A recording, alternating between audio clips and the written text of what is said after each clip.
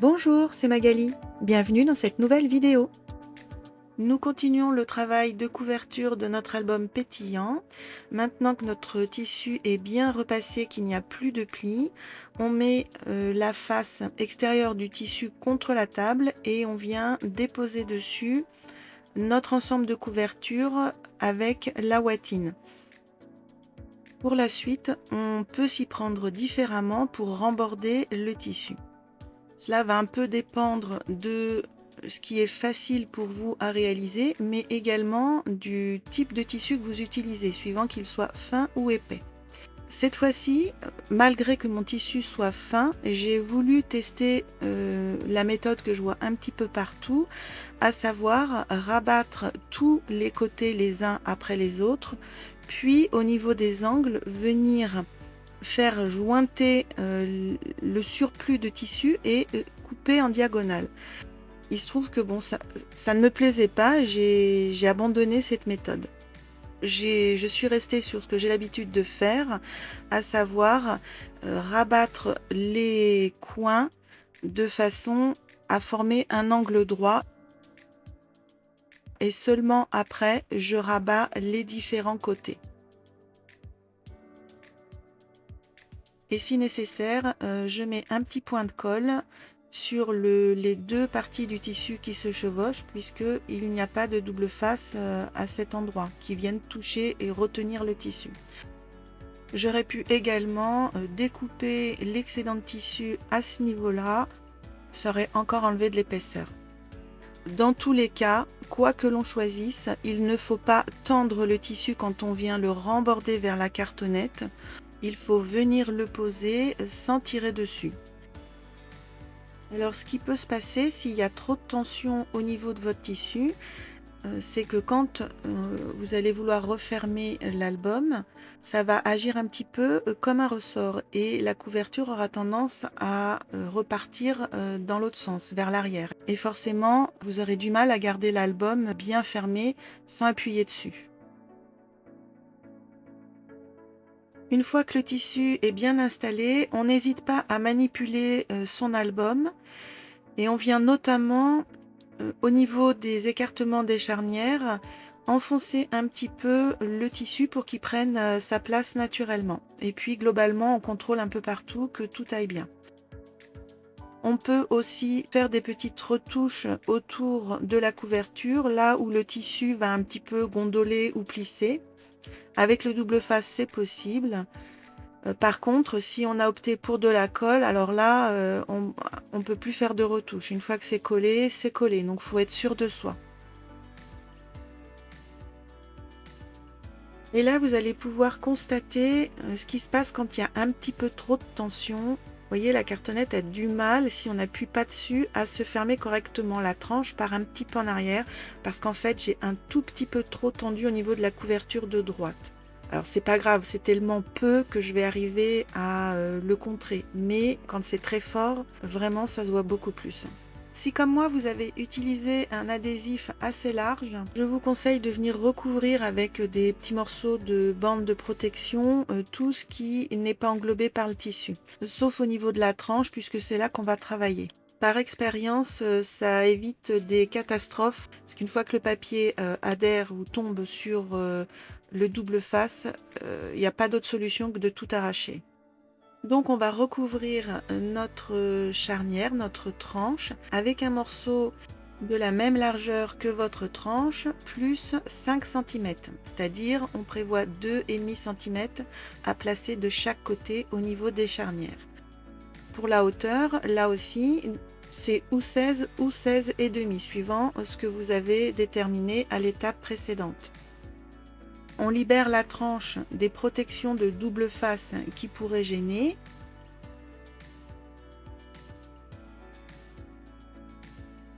On en colle toute la tranche, alors en ne démarrant pas trop haut, il ne faut pas aller au-delà du papier qui va venir recouvrir.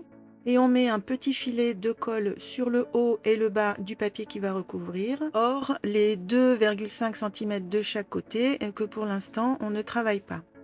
Donc on peut le faire à l'œil et si vous avez besoin de faire des petits repères, faites-le au crayon à papier. On présente le papier, on se positionne bien droit sur le haut et le bas. Une fois que tout est bon, on appuie. On maroufle, on essuie l'excédent de colle et on attend un petit peu que la colle ait bien pris. Et petit à petit, on travaille avec le plioir dans les creux de la charnière. Donc de part et d'autre de la tranche, on appuie tout doucement pour former ce creux sur le papier.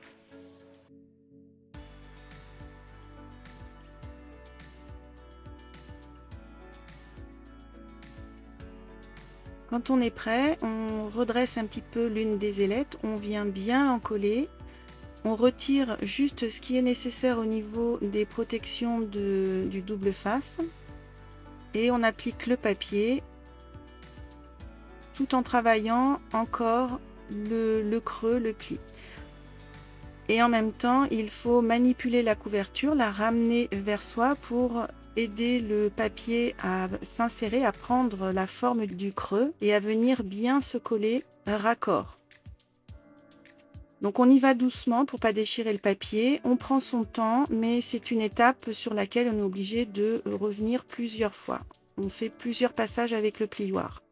Et on fait la même chose avec l'autre côté.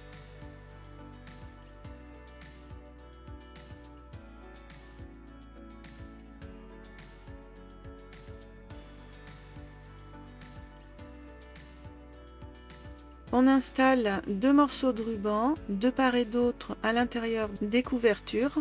Pour ma part, j'ai mis des morceaux de 45 cm. Tout dépend si vous souhaitez faire un gros nœud avec une boucle ou juste un petit double nœud. Vaut mieux prévoir un peu plus et couper ce qu'il y a en trop après. Vous le placez où vous le souhaitez. Ici, c'est au milieu des couvertures. Il est maintenu actuellement avec ce qui reste de double face. Mais il faut le doubler avec du scotch.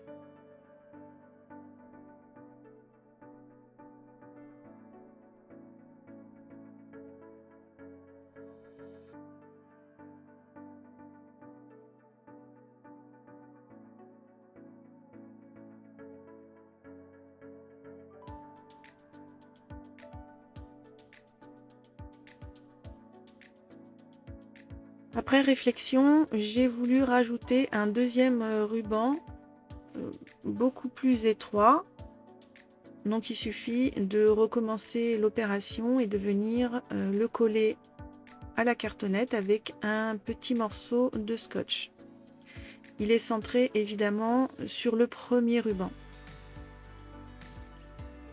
Pour que les petites extrémités de ruban ne s'effilochent pas, on vient passer rapidement un petit coup de flamme. Alors il faut se méfier de la texture des rubans parce que tout ce qui est synthétique nylon, ça risque de faire un effet de mèche et de prendre feu.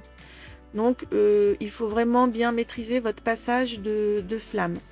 Et sur la dentelle, là, je ne l'ai pas fait puisque la dentelle, elle, ne s'effiloche pas. On peut recouvrir l'intérieur de nos deux couvertures avec le même papier qui a servi à faire les pages de l'album. Ce sont des morceaux dont la hauteur vient raccord avec le morceau que l'on a mis sur la tranche. Et pour la largeur, c'est la taille de la couverture moins 3 à 5 mm.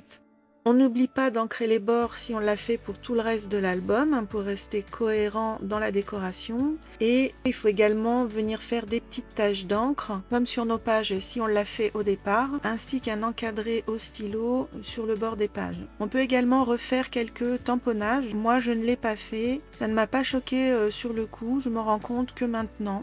J'ai peut-être pensé que, étant donné qu'on va venir recouvrir avec une pochette, c'était pas nécessaire.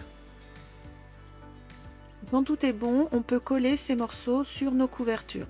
Voici les pochettes dont je parlais et pour lesquelles, pour ma part, j'utilise les cartes travaillées dans cet album. Je vais les coupler avec 2 petites chutes de papier déchirées et je ne collerai la carte que sur 3 côtés pour laisser une ouverture type pochette et réaliser un tag qui viendra se glisser dedans. Comme pour les pochettes et les tags réalisés à l'intérieur de l'album, Il suffira de venir faire la même présentation avec un petit arrondi et recouvrir de papier décor. Alors, au vu de la taille de mes cartes, mes tags font 10,5 par 12,5. On commence par faire le fameux arrondi d'un côté du tag, le côté qui va ressortir de la carte.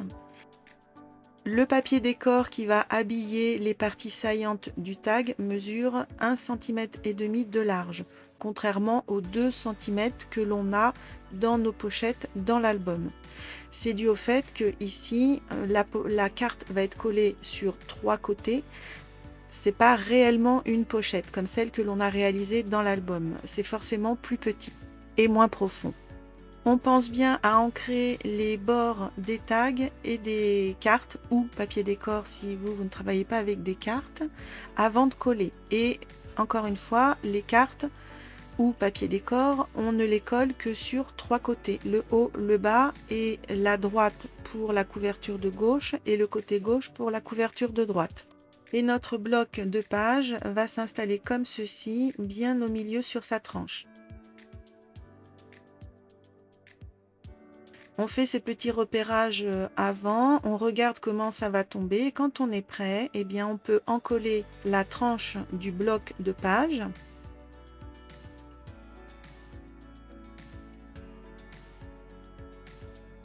Et on l'applique tranquillement, bien raccord sur le haut, le bas, bien centré de façon à bien dégager les 2 charnières de la tranche. On prend son temps. Avant que la colle ne prenne trop, éventuellement, on manipule les couvertures pour être sûr que rien n'est gêné dans la fermeture.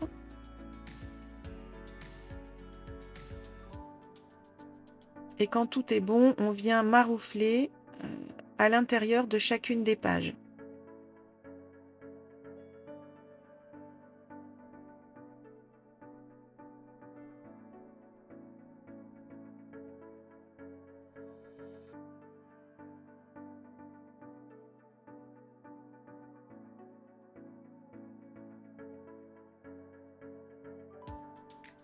Alors, suivant la longueur que vous avez laissée pour vos rubans, et en plus, si vous avez mis comme moi 2 rubans, il y a plusieurs possibilités pour faire vos nœuds. Soit on prend tous les rubans d'un coup, on fait une boucle classique. Soit on ferme l'album avec le ruban qui est le plus à l'intérieur, donc on fait une boucle. Puis on fait la même chose avec le deuxième ruban. Ainsi, les rubans ne sont pas pris l'un avec l'autre. Ça peut donner un autre effet. Et si vous avez suffisamment de longueur, peut-être vous pourrez faire des doubles nœuds.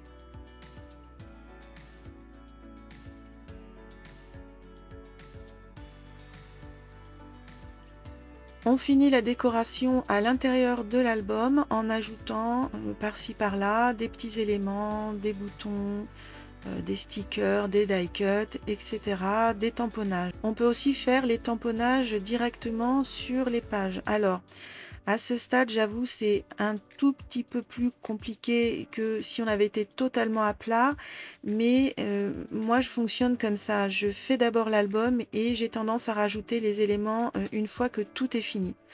Donc là, vous voyez, j'ai quand même réussi à tamponner directement sur la page, donc c'est faisable, hein, et les petits éléments que l'on va venir rajouter, on peut se faire plaisir si on aime un peu le volume, puisqu'il y a 1 cm entre chaque page. Si vous souhaitez mettre des éléments aux endroits où viendront se positionner des photos, faites bien attention de ne pas en coller totalement votre élément, mais de bien laisser l'espace libre pour que la photo puisse venir se glisser dessous. Notamment ici où le bas du tamponnage n'a pas été totalement collé.